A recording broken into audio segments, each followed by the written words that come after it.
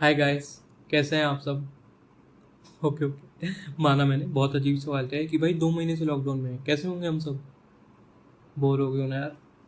सच्ची बताऊं तो मेरा भी कुछ वही हाल है। पर इस लॉकडाउन की आपको पता है एक अच्छी बात क्या है। इसी लॉकडाउन की वजह से हम सब अपने अंदर के टैलेंट को पहचान पा रहे हैं। तो आज मैं भी कुछ नया ट्राई करने जा रहा हूँ और आशा करता हूँ कि भले ही 5-10 मिनट के लिए सही आप लोगों को एंटरटेन जरूर कर सकूँ। तो ट्राई करना कि इस वीडियो के एंड तक बने रहे।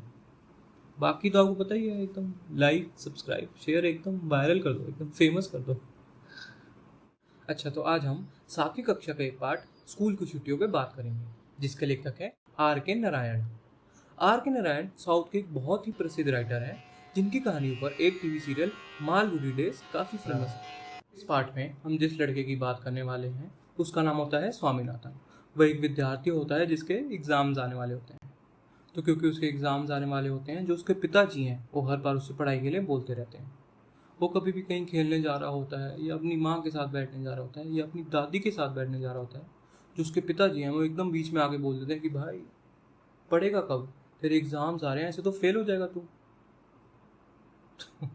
एक सॉरी सॉरी सॉरी फादर साहब, आपकी कहानी तो यहाँ पे भी आ गई यार। पता नहीं था आपको। फेमस हो यार आप तो। सॉरी फॉर दैट, वो कुछ याद आ गया था मेरे को। लेकिन क्या सबके पिताजी ऐसे ही है, मैं स्वामीनाथन कोई स्पेशल केस है, ये तो मेरे को पता नहीं। लेकिन इस सबसे मेरे को एक अपना किस्सा याद आ रहा है कि जब मैं 6th या 7th क्लास में था और उन दिनों मेरे भी एग्ज़ाम टाइम थे, तो मेरे को सिर्फ आधा घंटा मिलता था टीवी देखने के लिए। क्योंकि एग्ज़ाम टाइम में आधा घंटा टीवी देखो, बाकी टाइम अपना पढ़ाई करो। तो एग्ज़ाम से 2 या 3 दिन पहले मैंने शायद 40 या 45 मिनट्स टीवी देख लिया था। तो मेरे को तो ध्यान नहीं रहा कि भाई 40 मिनट से मैं टीवी देख रहा हूँ। लेकिन मेरे पिताजी को ये बात बहुत अच्छे से ध्यान थी कि उनका लौंडा 40 मिनट से टीवी देख रहा है। बहुत गुस्से में मेरे पिताजी मेरे पास आए कि 40 मिनट हो गए टीवी देखते देखते, पढ़ाई कब करेगा, परसों तेरा पेपर है, एग्जाम तेरे सर पे हैं, क्या कर रहा है। तो मैं भी उन दिनों बहुत शैतान हो गया था। तो मैंने अपने पिताजी को जवाब दिया कि सर पे तो सिर्फ छत है, पेपर कहाँ है 3, पिताजी। 2, 1. अभी तक याद है वो थप्पड़ मेरे को। कृपया आप लोग स्टंट अपने घर पे ना ट्राई करें, ये स्टंट आपके लिए बहुत बहुत हानिकारक हो सकता है। खैर, स्वामीनाथन ने एक दिन परेशान होकर अपने पिताजी से पूछ ही लिया कि पिताजी आप मेरे एग्जाम्स को लेकर इतनी टेंशन क्यों लेते रहते हो, मेरे को कोई भी काम क्यों नहीं करने देते, मेरे को खेलना होता है या कुछ भी करना होता है, मेरे को आप सिर्फ पढ़ाई पढ़ाई क्यों बोलते रहते हो। तो उसके पिताजी ने उसे डराते हुए कहा कि तुम खुद सोचो, अगर तुम पढ़ोगे नहीं तो तुम पास कैसे होगे, और जो तुम्हारे सारे मित्र हैं इस कक्षा में वो तो आगे निकल जाएंगे क्योंकि वो तो पढ़ेंगे, वो तो पास हो जाएंगे, और तुम वहीं के वहीं रह जाओगे। तो स्वामीनाथन बहुत डर गया था। स्वामीनाथन ने सोचा उसके सारे मित्र हैं, राजन, शंकर, मटर, मणि, वो सब तो आगे निकल जाएंगे। तो अपने मित्रों को खोने के डर से स्वामीनाथन ने और जी जान लगाकर पढ़ाई शुरू कर दी। और देखते ही देखते कब एग्जाम्स आ गए पता ही नहीं चला। उसके सारे एग्जाम्स ठीक ही जा रहे थे, पर जो उसका लास्ट एग्जाम था वो था तमिल का। और तमिल से स्वामीनाथन थोड़ा डरता था, जैसे मैं डरता था इंग्लिश से, मैथ से, साइंस से, एसएसटी से, हिंदी से भी डरता था।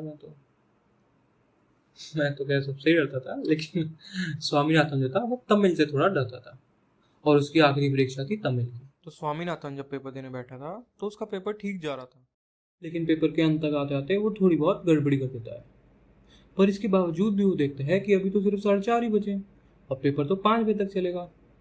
तो अपने चारों ओर देख के बहुत परेशान होता है कि भाई जब मेरा पेपर तमिल का आधा घंटा पहले खत्म हो गया तो ये सब अभी तक क्या कर रहे हैं, ये सब जल्दी क्यों नहीं लिखते।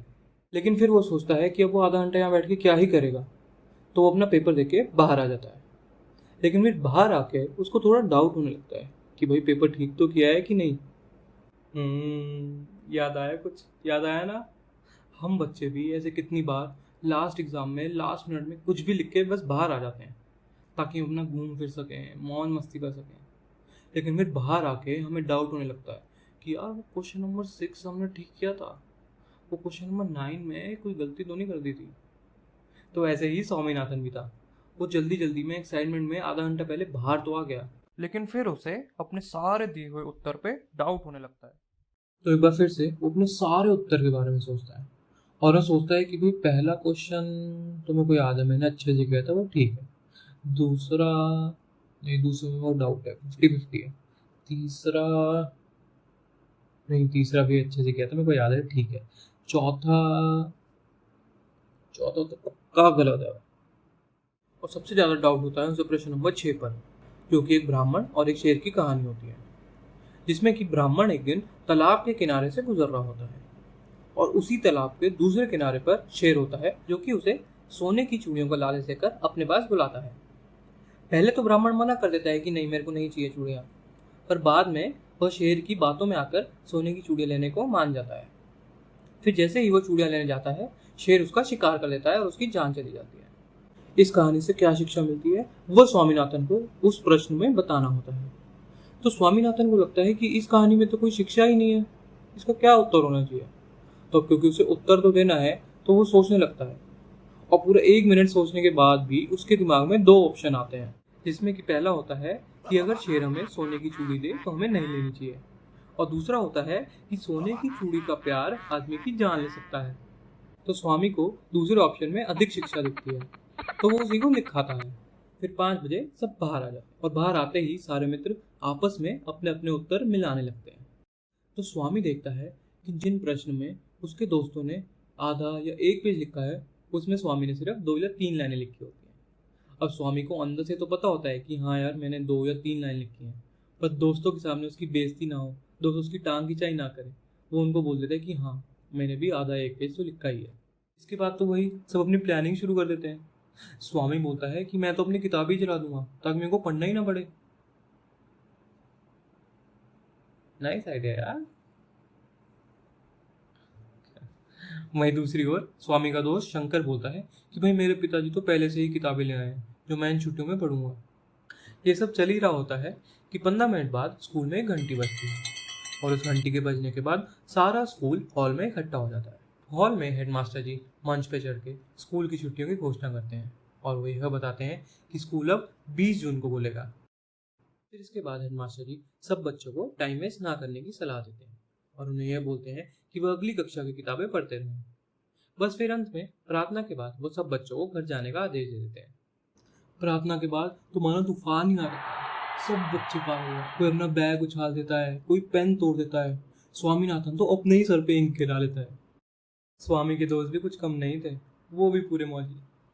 बाहर सड़क से एक पुलिस का सिपाही गुजरता देख स्वामीनाथन का दोस्त मणि उन्हें आवाज लगाता है और बोलता है, सिपाही जी, इन लड़कों को गिरफ्तार कर लीजिए। इन सब शरारतों के बाद भी कोई बच्चा रुकने का नाम ही नहीं लेता। और फिर इसी तमाशे के बीच वही हमारे मणि भाई साहब एकदम से चिल्ला के बोलते हैं कि कोई सिंगाराम की पगड़ी ले आओ, मैं उसे रंग दूंगा। स्कूल का चपरासी सिंगाराम एकमात्र ऐसे व्यक्ति था जो इन छुट्टियों से बिल्कुल खुश नहीं था, क्योंकि इन छुट्टियों के बावजूद भी उस बेचारे को तो स्कूल आना ही पड़ता था। उसके लिए तो सभी दिन एक जैसे थे। जैसे ही सिंगाराम के कानों में खबर पड़ती है कि कोई उसकी पगड़ी रंगने की बात कर रहा है, वह गुस्से में एक बड़ा डंडा लेकर उन बच्चे की ओर दौड़ता है और सारे बच्चों को तितर बितर कर देता है। तो दोस्तों, ये थी कहानी स्कूल की छुट्टियाँ। क्यों, स्कूल की छुट्टियों का उत्साह कुछ अलग ही होता है ना। और इतनी खुशी हम बच्चों को और कहीं नहीं मिलती जितना ये स्कूल की छुट्टियों के बारे में सुन के मिलती है। तो आशा करता हूँ कि ये पाठ आपको समझ आया होगा। तो भाई देखो, मेरा काम तो हो गया, मैंने तो आप सबको पाठ समझा दिया। अब बचता है आपका काम।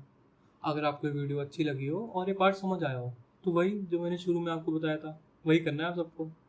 और अगर नहीं तो कमेंट सेक्शन में ज़रूर बताइएगा, ताकि अगली बार हम अपनी गलती को सुधार सकें। Okay, bye.